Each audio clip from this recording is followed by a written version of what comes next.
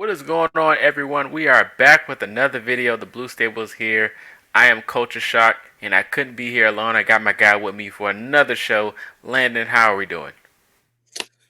Doing fantastic, man.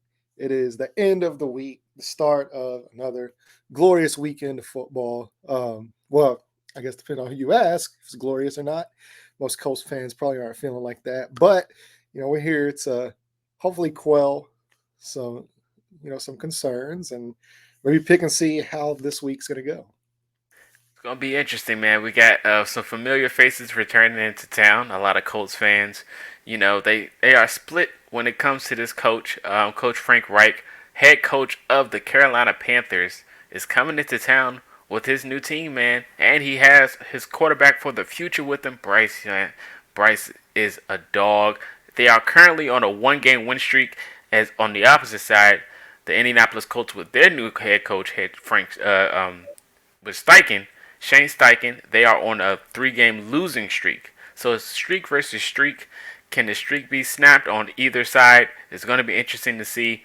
But before we go ahead into it, we got to talk about the injury report really quick. Braden Smith and Juju Brents are both inactive this game. Braden Smith has not been placed on IR yet, and he's been out for about 4 weeks now. That is the question looming in coach social media right now. Why is he not on IR? And Juju Brents, our shining star at the rookie corner coming back, he is not active as well, who's a key part to the secondary. It's two big pieces in my opinion. What are your thoughts on these two injuries focusing on this game? Yeah, well, I mean, give credit to Blake Freeland. He's playing in a position that he really should not be playing in right now. And this was supposed to be a developmental year for him. And very similar to kind of like how, Bernard Ryman was kind of thrust into his role last year. That's happening all over again. And I think he's improved every week. He's gotten better every week. And the best thing you can say about tackles like that is whenever you don't hear their name that often, that's usually a good thing. And you haven't really been hearing his name too much. So credit him and his development, and the O line coach getting those guys ready to play. O line's been really good all year long. So especially with the injuries they've had, Ryman missed the game, and Ryan Kelly's missed some games, and Braden Smith now has been out for 4 weeks, and like the engine keeps churning along there on the O line. So credit to those guys. The opposite can be said for the secondary. The engine has not kept churning for those guys. It is a liability, and once again, now we have players put in a position that they should not have been put in, like Tony Brown was last week. And eventually it's going to come time where adjustments are like you're going to have to make adjustments, like you just are, and the Colts haven't, and they've been getting burned for it. So I mean, if they continue down the path they're on, it's probably going to be more the same. Marcus, what is the definition of insanity? Uh, it's got a lot to do with the Colts, huh? Well, the definition of insanity is doing the same thing over and over again and expecting a different result. hmm Uh, and right now, the Colts defense and secondary specifically is living in insanity. And so, yeah, we'll see how it works. Hopefully, this is not a lingering issue, as hamstrings are for Juju, and he's able to get back out there this season here in the next few weeks for sure, because they really need him. They do, man. They do agree. And you mentioned insanity. Same thing happened over and over again. That got a lot to do with what happened last week. Last week, I was at the game, and it wasn't the greatest outcome. It was something that I've never wished I can experience in life in person ever again. It was just a terrible feeling. Shout out to my guy Destin Adams. I was there with him. Shout out to ANZ Sports. He was there, and we was there watching the game. I met a lot of Colts fans. It was a great moment. It was a good time to be there, but watching the game after the third quarter, it was like I just wish I never came because going up into that moment, it was a great game. And of course, you mentioned secondary. Tony Brown has been getting stray after stray after stray on social media after that game. It was just which something. is ridiculous. It's so stupid. It is crazy to see a guy who's coming off of special teams. By the way, he started off in special teams and getting put in this position that you're not going to be expect. You don't know the outcome, and this is his first time being put in that position really. And he just it happens to the best of them. It's unfortunate it happened to him, Not only but you that, learn but I from your mean, his mistakes. whenever he was drafted, because I remember whenever I believe he was drafted out of Alabama, and he's a nickel corner, very similar to Kenny Moore, and so like they I like because I've heard the argument. It's like, well, they shouldn't be putting players out of position anyway. They shouldn't have to move Kenny Moore to the outside. So you would rather move a good corner, or you'd rather put a bad nickel corner on the outside than move a good nickel corner into the outside. Um, I mean, like, I mean, he was drafted as a nickel corner, but he's basically strictly been a special teams guy, and he's a special teams guy that's done his job very well on special teams. So to see fans going after him on his social media, and he's kind of responded with nothing but grace. Um, so shout out to him. But yeah, Tony Brown's getting a lot of heat. I think you know. I mean, yeah, he played bad. I mean, there's no two ways around it. He didn't play that great, but at the same time, there's a lot more factors that go into that defensive performance than just one guy. Um, and yeah, my Yeah, thought. I agree 100%. Something could have been adjusted to help him, especially knowing the predicament that you're going to put him in.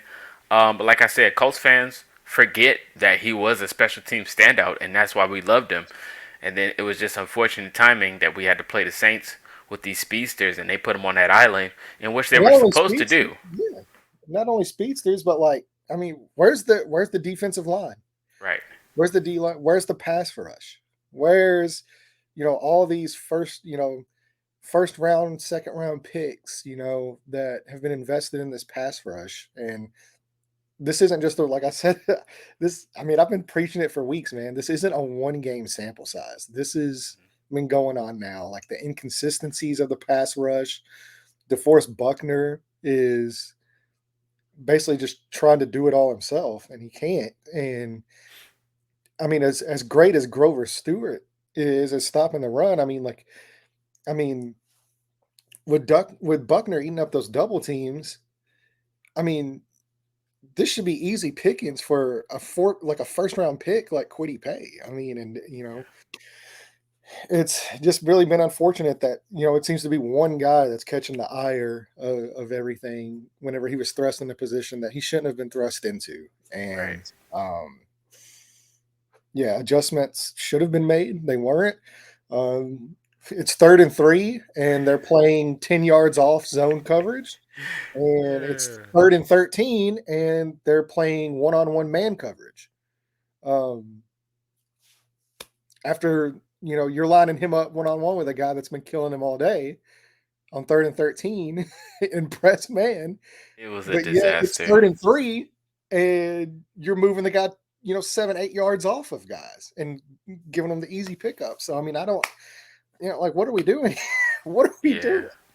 It, Um, so yeah, it's unfortunate. Um, it was a disaster. And the crazy thing about that play is that we called it. And we were literally sitting there and we was like, why don't Derek Carr just target Tony Brown? Why don't he just target him right now? And once we said that, he did it. And it was just like icing on the cake because we just seen it from where we were sitting. You seen the defense how it was set up. It's like he can, if he wanted to, he can just sling it the whole time. But I mean, it happened, and we're just gonna just ignore the fact that Taysom Hill had the easiest touchdowns of his career, and everybody in the stands knew it was coming when he came on the field because every time he got on the field, all he did was run the ball. He threw the ball once, and it was an incomplete. But every time Taysom Hill came in, it's like he's running. Like, how could you not see this? Everybody in the NFL knows Taysom Hill's going to run the football, except for the Colts. So it's just yeah, I mean, yeah, I hate to keep harping on it because I really like. I don't want to be negative. I hate being negative, but I mean, like I'm also like I'm gonna be realistic, and whenever you know, 3, 4 weeks ago, whenever I called out this defense and said they're not a good defense, and I caught all that flack. Everybody starts complaining and stuff like that. I mean, you can show me all the spreadsheets and all the Microsoft Excel things you want.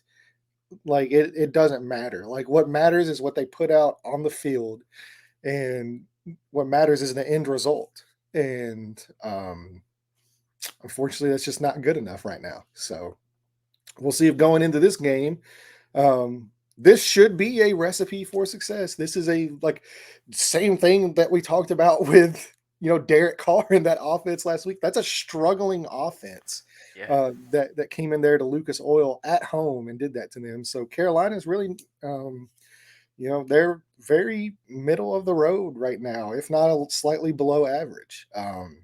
So we'll see if this week's the cure. Yeah, we will see because this week can definitely give you the direction of which both teams are going after the outcome. So heading into it, talking about the Panthers, let's go ahead and hop to this game. The Panthers are currently undefeated so far. If they hold a team under 21 points, this is granted because they're on a one-game win streak. So this is the fact so far. And like I said, we're forcing Frank Reich, former coach. Let me get your thoughts on Frank Reich as a head coach and the potential for the Carolina Panthers moving forward. Yeah, I mean, I like Frank as a person. Like I really do. I'm a big fan, and I think he did a good job here. I think he really kind of struggled, especially there towards the end. But I think overall it was pretty positive um, tenure here. Um, that was really marred by inconsistency. Some of that was his fault directly for who he decided to tie his name to at quarterback. But outside of that, you know, it's it's just tough whenever like I'll give him credit this too because apparently like he has learned and adapted because he did give up play calling duties in Carolina now, and we've seen a little bit more success from them on the offensive side of the ball the last couple weeks. So you know that's something really you can kind of hang your head on.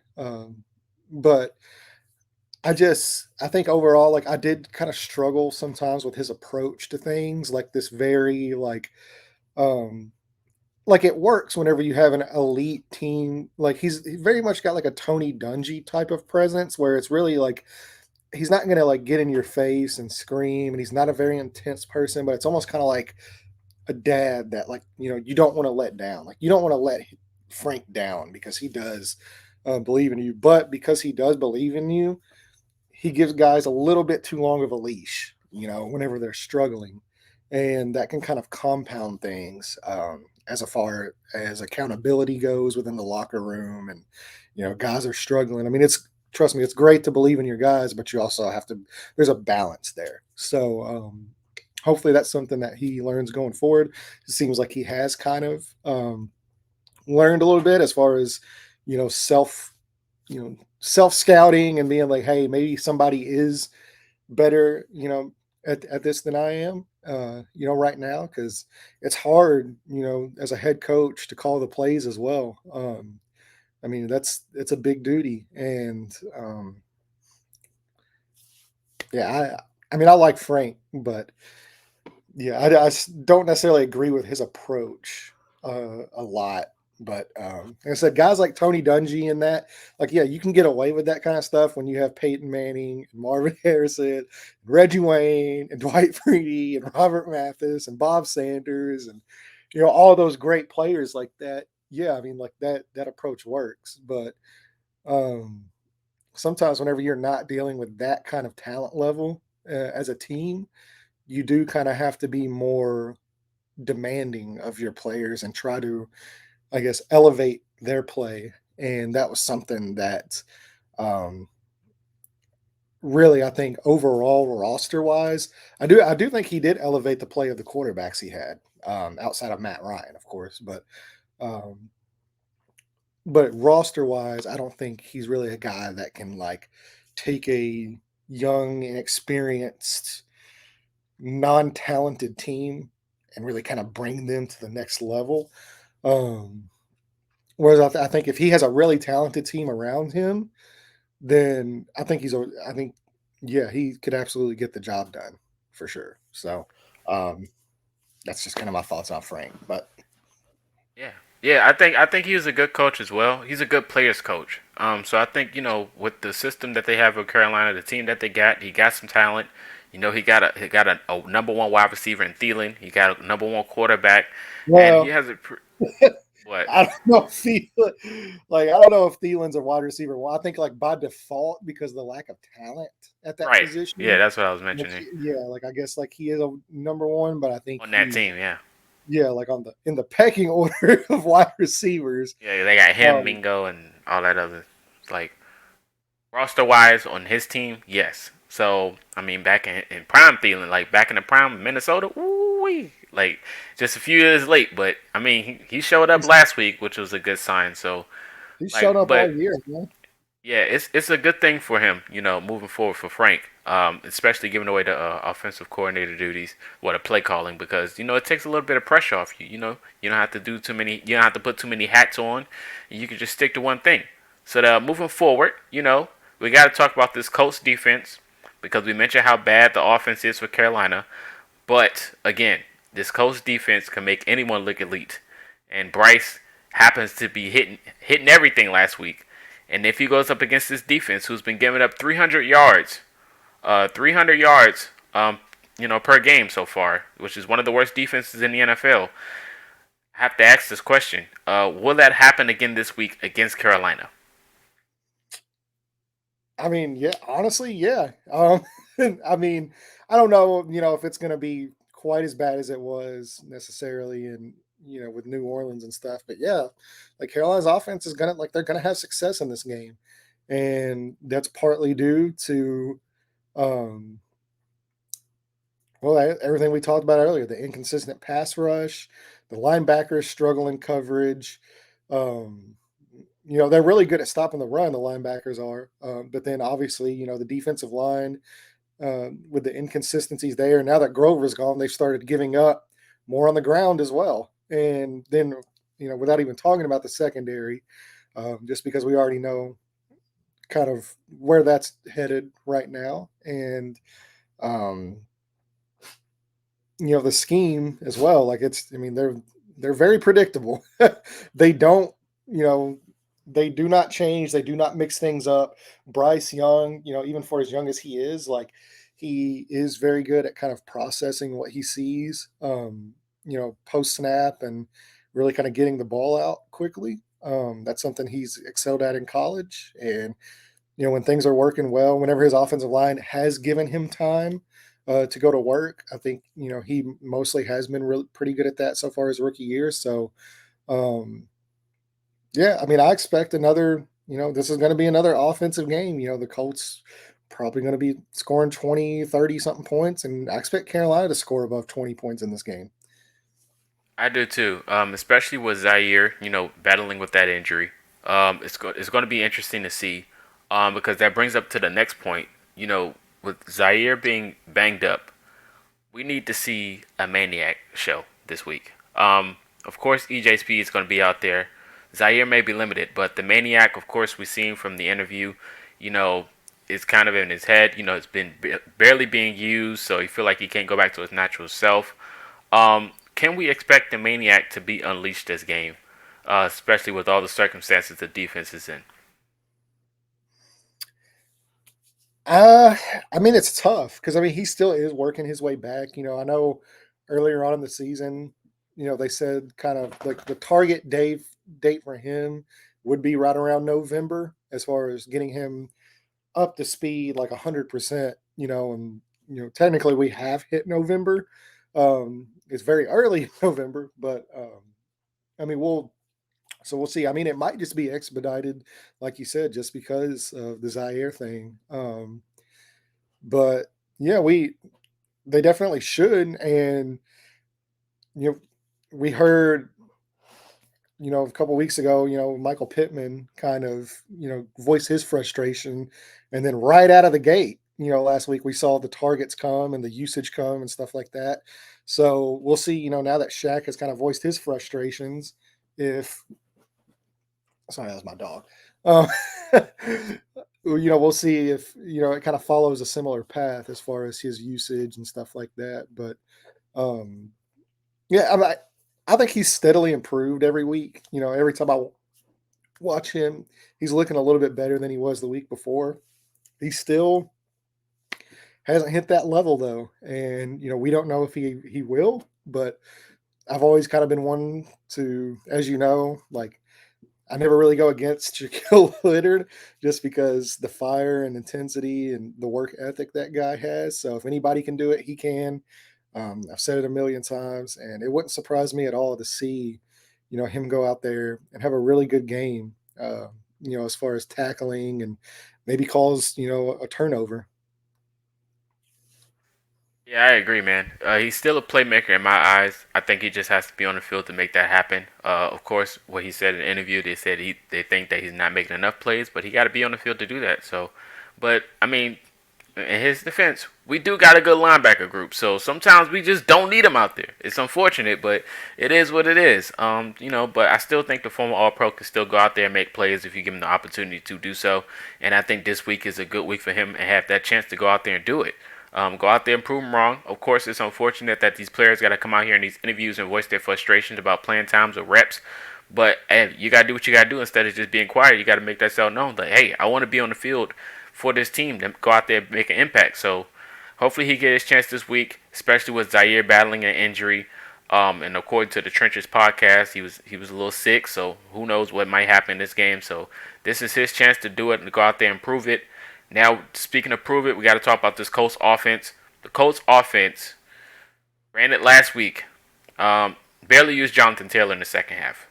Jonathan Taylor in the first half, when I tell you Lucas Oil Stadium was rocking every time in the first half when Jonathan Taylor kept fighting for extra yards. And according to analytics, the Panthers have given up almost 5 yards per carry each game this week, and that's one of the worst in the NFL. And all Colts fans wants the Colts to do is run the football. This could be the week for Jonathan Taylor to be unleashed, to get his snaps, and to take over the game because that's what he can do. He's a playmaker. The first half against the Saints was something that I loved the whole year. This is probably one of the best games so far for Jonathan Taylor since he came back. Like, he was fighting for yards, man. The dude was running like he had big run after big run, and I'm not gonna lie, I was a little upset. I was in my feelings. When Jonathan Taylor broke that big run for like 60 yards and got them in the red zone, and they took him out and put in Zach Moss. I was a little upset. I like, man, you gotta give him his flowers. You gotta give him his touchdown, man, because he put us in the end zone multiple times, and they took him out the game. I was like, what's going on? You can't give him a touchdown? Now, granted, Zach Moss scored. It is what it is, but I kind of wanted Jonathan Taylor. He put in the work. Let him get his touchdown. So it is what it is. But like I said, this is his chance. He can get his reps back this week against the Panthers, who is very terrible in stopping the run. This could be the week for them. Let me get your thoughts about Jonathan Taylor last week and what you think he can do against this Panthers defense.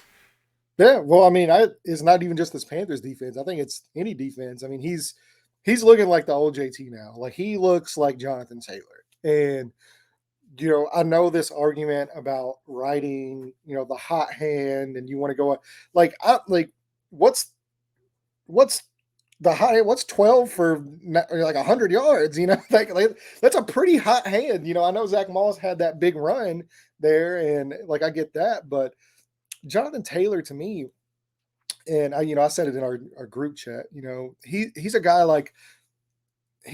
that you can't really use that approach with, because he's a guy that at any moment he touches the ball, he can take it to the house. Like, there's not like a hot hand approach with him where some guys you kind of want to manage that. He's a guy that, like, even whenever he's struggling, to an extent, struggling for him, which he wasn't last week, but he's a guy that at any moment he touches the ball, it's like he can take it to the house, explosive play.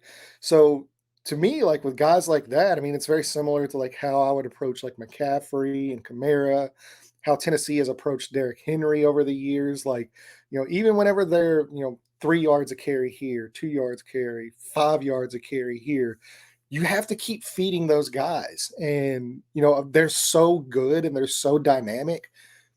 eventually one's gonna like the levee's gonna break. Like it's gonna like it will happen with a guy like Jonathan Taylor. And you can't go away from that. And I know Zach Moss has been really good. And I absolutely agree as far as like getting Zach Moss his touches as well. And really it's very game script dependent on where things are. But at that point, like they like at one point in the game, they're up 17-7. And um that should really be the time whenever you're kind of like, okay, like we're up 17-7. The offensive line's playing well in the run game. Jonathan Taylor's doing Jonathan Taylor things. Maybe we don't need Gardner Minshew to, throw the ball as much. And I know, you're going to, Shane Steichen in his press conference, you throw to score points, you run to win the game. At that point, they had thrown to score the points. They had, the points at that point. So now it's kind of time to manage. And like, I know that's not really what the analytics say, and it's more, but look, you have a backup quarterback, like, and he's a backup for a reason. He's a backup quarterback that has turned the ball over at a high rate. Like, you can't be trotting that guy out there throwing the ball 40, 50, 55 times a game. Like, you don't want that unless it's an absolute necessity. Where they're down 2-3 touchdowns and they have to throw the ball to get back in it. That's whenever you probably want to see Gardner, like because you have to. But if you're winning the game, you don't want to continue to put Gardner Minshew in those situations, especially when you have a guy like Jonathan Taylor and even Zach Moss to an extent, who has been playing really good football. And so, yeah, I disagreed with the approach, which happens. I mean, it's easy for me sitting on a couch to disagree with it. I'm not there at the game. I'm not coaching the game. So, Shane Steichen did what he felt was best, but that's one of the few times that, like, you can't have that guy get one touch in the second half. Like, he's by far, I mean, you just paid him 40 something $million. Like, he is your best player. Maybe on the whole team, he is the best player.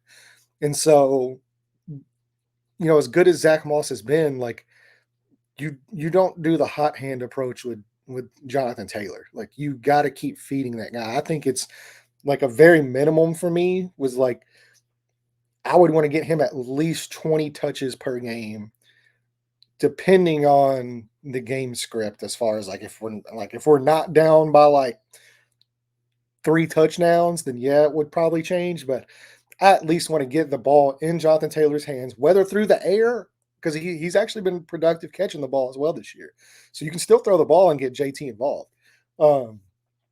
But whether through the air, mostly on the ground, I want to get him at least 20 touches a game. And however you want to divvy that up is up to you. It could, but that would kind of be my threshold for Jonathan Taylor.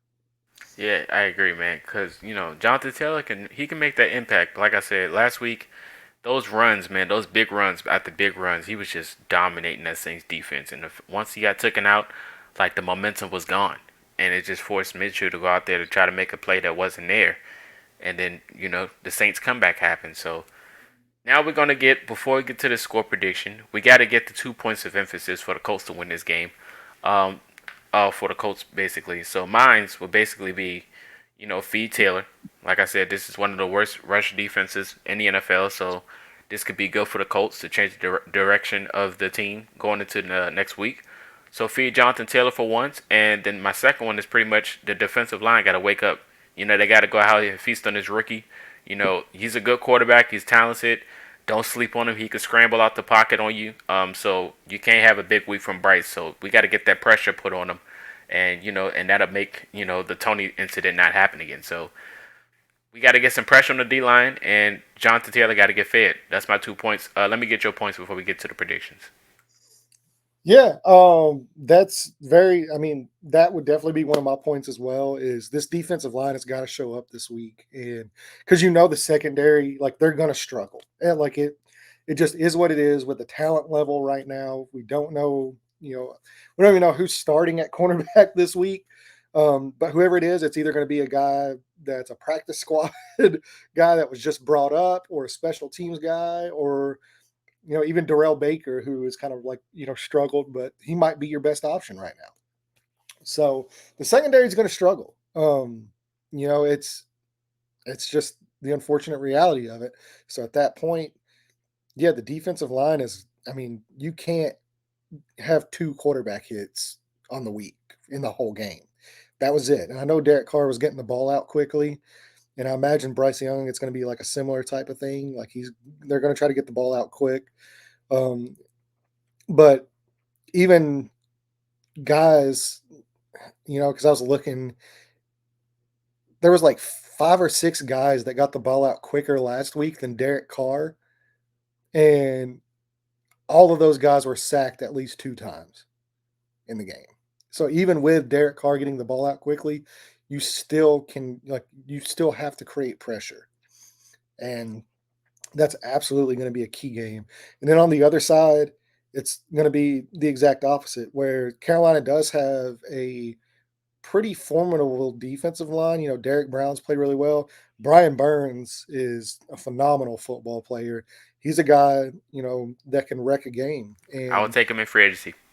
yeah, I would love to, for sure, but I don't know if they'll let that guy walk out. I mean, I remember, I can't remember who it was. I think, yeah, it was the Rams. I think they offered him like 2 first-round picks and a second-round pick, and they they said no, Hey, which is nope. kind of crazy to me. But I mean, I get it.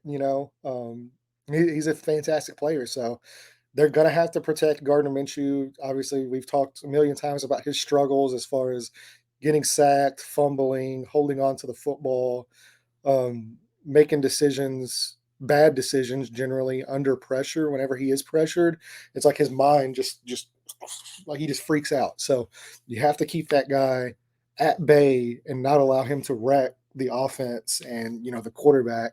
So yeah, I think it's all about protecting against pressure for Gardner Minshew, getting pressure on Bryce Young, and I think that'll be the key of the game. That should be, man. I hope so. But, that's your thoughts. That's my thoughts. Now we got to hop into these score predictions, man. Look, Colts, I'm going to go Miles first. Colts, it's time to break this streak, man. It's been long. It's been 3 games. I know somebody upset. Somebody got to be. It can't just be Ursay. Somebody else got to be upset. It can't just be Ballard. Somebody in that locker room, besides Zaire, got to hype this team up and want them to win. They gotta be. They gotta want to win this game. They don't. They don't need to be worrying about the referees. They don't need to be worrying about Tony. They just gotta go out there and play football. It's just that simple. So I'm gonna go with the Colts to win this game. It's gonna be my score prediction 24-13. I think the Colts offense can put up points. Whether it's Minshew, whether it's Taylor, whether it's Moss. I know Moss can get me 2 run touchdowns. I know Taylor can get me 4 if they give him the football.